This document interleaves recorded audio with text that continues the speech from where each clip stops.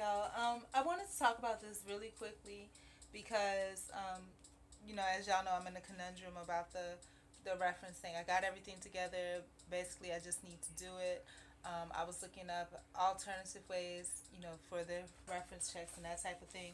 Um, then I started thinking about networking because when you do these types of things, sometimes it's good. It's always good to have somebody that you trust kind of in your corner to help you. Um, to be extra hands and arms and eyes and all that kind of thing. Um, if you can find it. My experience has been that I have not found any such person. But what I wanted to share with you, because then when I started thinking about that, started thinking again, and excuse all that stuff back there. But I started, it belongs in the bathroom, but the bathroom's really closed, and I don't want to leave it in there because then it'll keep whatever scent is in there, and I'm not really for that. But anyhow, if y'all can just block that out, or maybe I can help y'all block that out by taking it out of you. But just whatever. But as I started thinking about that, I started thinking about my networking cards. I really don't have time to do that right now because, as y'all know, I need to be on a crunch for other stuff. But all of it's related. One thing leads to another, and you just got to do it. There's 24 hours in a day. Right now, they belong to me, so I need to make good use of them. Also, giving myself breaks is needed. Um, this article I happened across sometime last week in the Florida Sun, which is the African American newspaper. Um, it's a free newspaper that's usually left around in African American communities. Um, there was a couple of articles in the paper that kind of caught my attention. Excuse me for a moment, I'm thirsty. A couple of articles that caught my attention.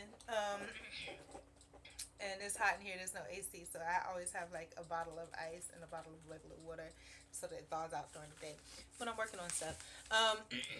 Both of the articles were about FAMU Law School. As y'all know, FAMU, Florida Agricultural and and was it Agricultural and Mechanical University, located in Orlando, Florida. About a decade or so ago, I believe they had their accreditation taken away. I don't ever focus on the negative, so I really didn't pay much attention to it, and I never thought that I would ever be this close to Florida, to FAMU. But anyhow, two articles about law. One is that the university, and this is from the November 5th through November 11th edition. One was the University of Arkansas law professor Angela Epps was named dean of the FAMU College of Law. All the time, I was always encouraged. I still love that teacher, Miss Horn, AP English, freshman year, high school. Always question, why? Why was she appointed the new dean of FAMU College of Law? What made her leave the University of Arkansas? Was she treated fairly there? Was she treated unjustly? That's a really good question because, like I said, with my employment experiences, that would be something I want to delve into. The opposition that I have as far as getting my curiosity satisfied on things like that is that if people look at you and they don't see that you're going anywhere and they're already not going anywhere, they normally don't want to associate with it. So, but it does rehearse to try. So if I could ever get in contact with this person, I would like to ask, why did you leave? I haven't really finished. Why did you leave? Were you treated fairly there? Was there an invitation extended? Did you know someone? Did you just know about the opening, or did you know that they could use some help just from the history of the school and you decided to, apply? I want to know. She reminds me a lot in appearance of, I had a political science teacher my freshman year. That's not her. That's her. My freshman year of college. And I remember there was a lot of things that she taught us, and it's so funny that, and I guess God was trying to teach me then, as she was teaching these things about discrimination and the political system, justice and all this, I was going through things that was adjacent to that, and I was like, wow, I'm in a great place, I'm in college, I'm a student, I have this professor that just talked about it. But no, when real stuff happens, nobody's there. All they say is pray. If they're good enough to even say that. But I would be interested in talking to her to find out more about that. And I'm really glad about this paper because it does have a lot of things about the African American community. Hopefully for those people that are up and up, um, you know, about things that are on board. The second article that really caught my attention was FAMU to host Ban the Box Forum at College of Law in Orlando. When I, and that's the picture for that one, I don't know if it's available online or not, because today is the last day for this section, so they may have moved on to the next. But I wanted to take the time to read this, and I know that, I wouldn't take the time to read this on my own, so I'm going to read it to you all. Because they're having a forum, I think, tomorrow. Actually, tomorrow at 6 at the FAMU College of Law. So if you're interested in law and that type of thing, I encourage you to go out. I think that I am going to make it because, hopefully it will be an opportunity for me to maybe meet some people or not, or, meet people that are actually, established or trying to be established, or that have an interest in law, or those that are trying to meet people that are not established, such as myself, or other people that have gone through things that are just trying to reach out, such as myself. So I'm going to read this real quick. FAMU to host Ban the Box Forum at College of Law in Orlando. And this article is, I guess, out of Tallahassee, Florida. Florida Agricultural and Mechanical University, FAMU, will host a national forum titled Ban the Box, Eliminating Barriers to Reentry. Interesting. On November 12th, that's tomorrow, Thursday, November 12th, at 6 p.m. at the FAMU College of Law in Orlando. The forum is intended to galvanize discussion in the academic community around ways for colleges and universities to get engaged in issues related to social justice and societal transformation. I need to be there. Okay, the forum will bring together panelists from a cross-section of professions, including academia, entertainment, law, and advocacy from around the nation to discuss the ramifications of prematurely or illegally considering criminal background information in higher education and the workforce, and the role it may play in preventing rehabilitated ex-offenders from re-entering society as productive citizens. Isn't this amazing? I tell you, God is in my life. Because I came across this by mistake. I was going to bring my own magazine to read there so I can get rid of the clutter here. But this was there. I picked it up. I saw it. I stuck it in my bag, so I said I was going to read it later. Lo and behold, the day before, I picked it up again.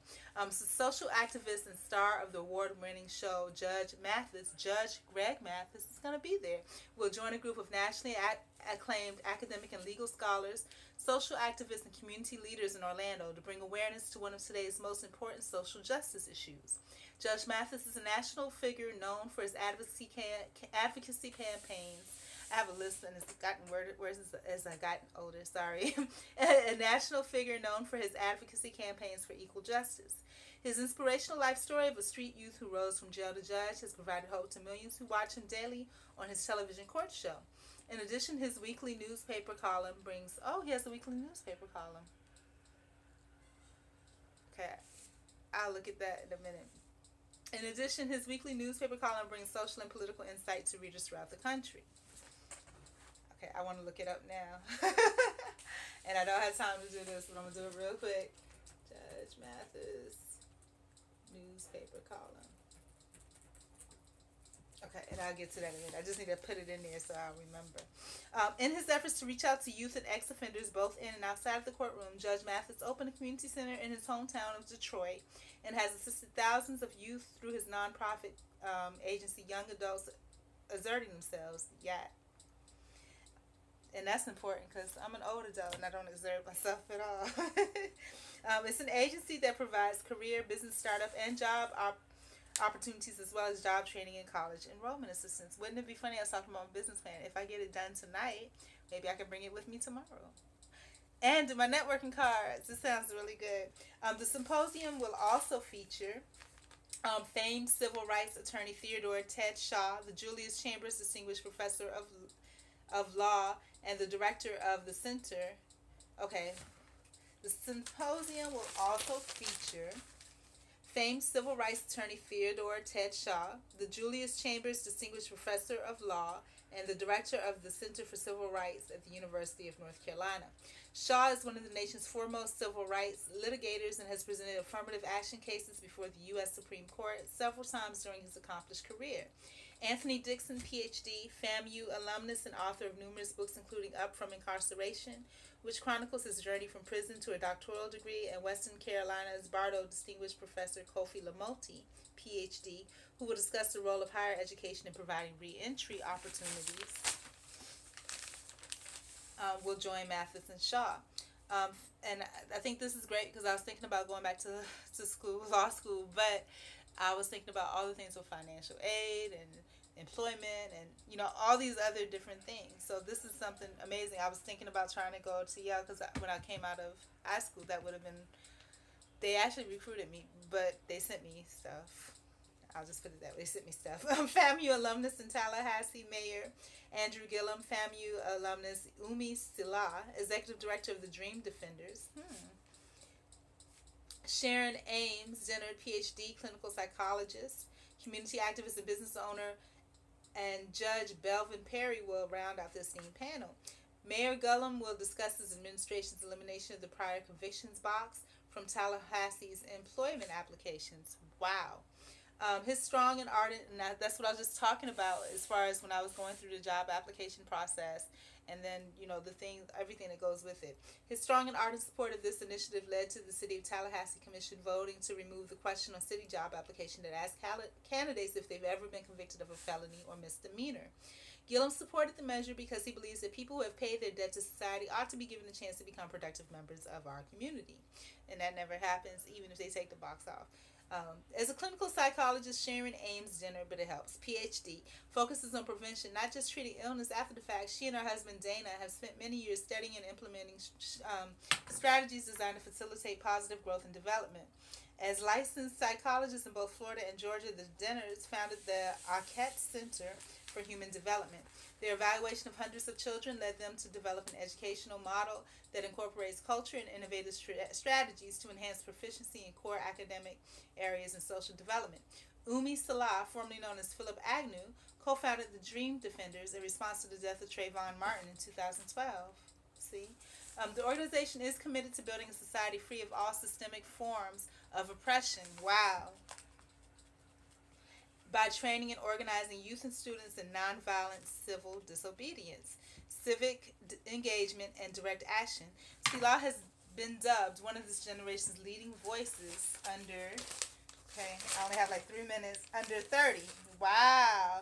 And recognized by both Ebony Magazine and The Root as one of the 100 most influential African Americans in the nation. Orlando native and distinguished Judge Belvin Perry gained national recognition when he presided over the murder trial of Casey Anthony. Judge Perry served as Chief Judge of Florida's 9th Judicial Circuit before joining the law firm of Morgan & Morgan. Everything's coming together. There's so many things that I'm about this that have directly connected to me that I didn't realize would, but I have to talk about it later. Studies have and I came here by mistake. There was a series of events that led me not only to this article, but to this place that I'm in geographically. Studies have overwhelmingly shown that employment is the most successful intervention in decreasing recidivism. In many cases showing that people who can find a job are more than twice as likely not to commit any additional crimes compared to formerly incarcerated people who remain unemployed. Access to education has also proven to be a great contributor to successful reentry. Also, momentum is gained in Washington for similar legislation. Recently, the Senate Homeland Security and Government Affairs Committee voted unanimously to approve the bipartisan Fair Chance Act that would ban federal agencies and federal contractors from asking job applicants to disclose criminal background histories before making conditional job offers. Historically, black colleges and universities and institutions of higher learning have a long history of being at the forefront of societal transformation. Said FAMU President Amari Mangum, PhD. FAMU has a 128-year legacy of providing access and opportunity for the underserved. It is a logical connection that the university would be at the forefront in helping to stimulate academic discourse about the Ban the Box and other issues of social justice. So that's what Ban the Box is, the box of asking about prior quote-unquote criminal history, if there is one, or if you just happen to be a victim of the criminal justice system. So that's just completely amazing. I'm going to look into this a little further. I do plan to go tomorrow. So that's just absolutely awesome. I think that was just motivation to finish up my business plan and get everything else together that I was going to get together. And who knows, something might come out of this. So anyways, good night. Everything happens for a reason. And I'm going to say that. But good night.